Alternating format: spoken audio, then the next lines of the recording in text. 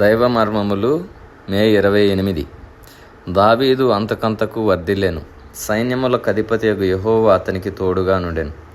2 సమూయేలు 5:10. దేవుడు దావీదును హెబ్రోను, సియోను అను స్థలములకు నడిపించి కొన్ని దేవుని నియమములను అనుసరించుట ద్వారా తాను వ్యక్తిగతముగాను సమాజముగాను కోల్పోయినదంతటిని ఎలాగూ సంపాదించుకొనగలిగనో మనము చూచితిమి. దావీదు హెబ్రోనులో 7 సంవత్సరముల 6 నెలలు నివసించిన తరువాతనే సియోనుకు వచ్చెను. మొట్టమొదట దేవుడు దావీదును హెబ్రోనులో సిద్ధపరచవలసి వచ్చెను. సహవాసం యొక్క సంపూర్ణ భావమును దావీదు అచ్చట నేర్చుకొనగలిగాను.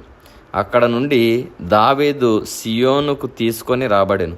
ద్వితీయోపదేశకాండము 7లో ఉన్నట్లు కనాను దేశములో నివసించుచున్న 7 జనాంగములను ఇశ్రాయేలీలు తోలివేయవలెననియు, వారితో ఏ నిబంధనయు చేసుకొనకూడదనియు, వారితో వివాహ సంబంధములు ఏర్పాటు చేసుకొనకూడదనియు చూచెదము.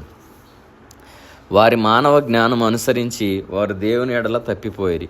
ఆ 7 జనాంగములు అక్కడే నివసించి ఇశ్రాయేలు జనాంగమునకు గొప్ప నష్టమును తీసుకుని వచ్చిరి.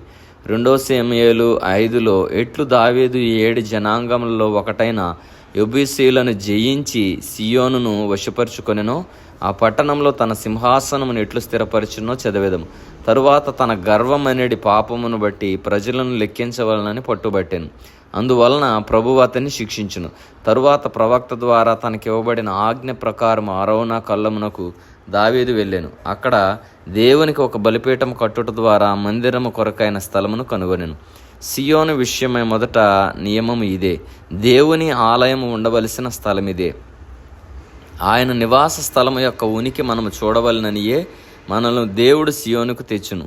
సంపూర్ణముగా విరుగగొట్టబడి తగ్గించుకొనిన తరువాతనే దావీదు ఆ స్థలమును కనుగొనెను. మొదటిదిగా మనము దేవుని స్వంత మార్గములోనికి తీసుకొని రాబడవలెను. రెండవదిగా ఆయన సేవలో మన స్వంత జ్ఞానము, తెలివితేటలు, యోగ్యతల మీద ఆధారపడకూడదు. మందిరము కొరకైన స్థలమును దేవుడు దావీదునకు బయలుపరిచిన పిదప మందిర నిర్మాణము కొరకైన మచ్చును వ్రాత మూలముగా దేవుడు ఆయనకిచ్చెను. సియోను యొక్క 2వ దైవ నియమము అదియే. ఇది మన వ్యక్తిగత, కుటుంబ, సంఘ జీవితముల కొరకు గల పరలోకపు ఏర్పాటు.